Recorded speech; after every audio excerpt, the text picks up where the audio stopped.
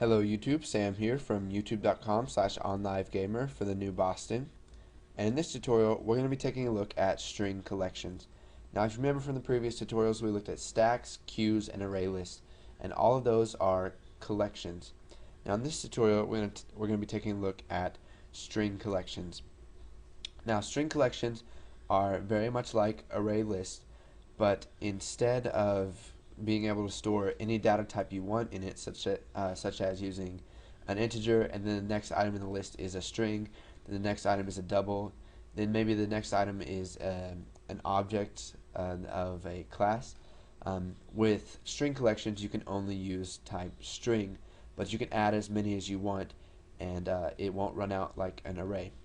So let's go ahead and get rid of this code that we used in the last tutorial. And if you don't have that project saved, you can just make another one real quick. We didn't add anything to the form. We didn't do anything other than access the form1 load event. So we're going to come up here and we're going to declare a string collection. So we'll call it string collection as new string collection.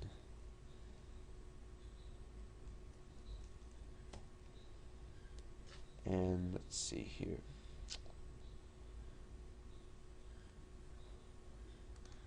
Okay, so if you got that same error that I got in the last, where it cannot find string collection, so if we type as new string collection, it's not there. So what we need to do is use the long form of this. So we'll just go ahead and type system.collections. And now we're going to use the keyword specialized and then string collection. So now that we've created our string collection, we can go ahead and add some stuff to it. So it's almost identical to array list. So we can type string collection dot add, and let's add Sam. Now we can also come up here and create an array and add that array to our string collection. So we'll just type private my array as string, and we'll set that equal to Joe, Jim, and Bob. And we can go ahead and add that in there using the same add range. Now add range is also usable in string collections and array lists. So we'll just add the range my array. So it's going to add all the items in there. Now we can also use string collection dot remove, and we can remove Jim. Now we can also remove at, so string collection dot remove at, and it will remove at the index. So let's remove at index 0. So it's going to remove Sam. So all we have left in our string collection is Joe and Bob. So let's come over to our form1 right here, and whenever the form1 loads, let's just add all the items of our string collection to a list box. So we'll just go ahead and set the name property of this to list string collection.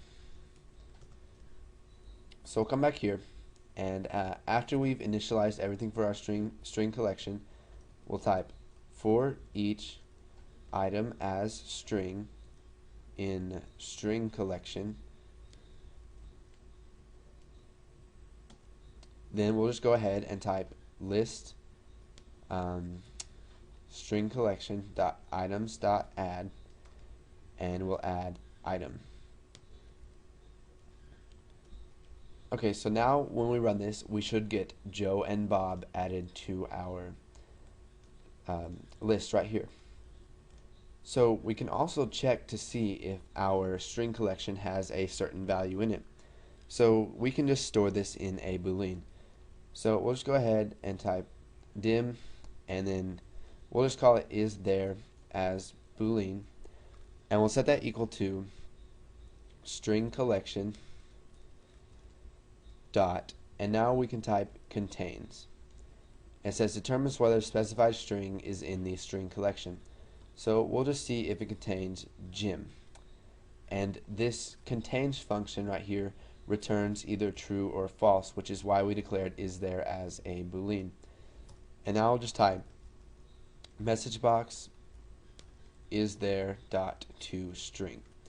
So we convert that to a string, and it should give us a value of false because we removed Jim from it.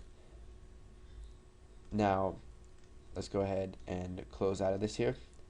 Now we can see if it contains Joe, and this will return a value of true. So go ahead, work a little bit with string collections. If you're familiar with array lists by now, string collections will be very easy for you to pick up.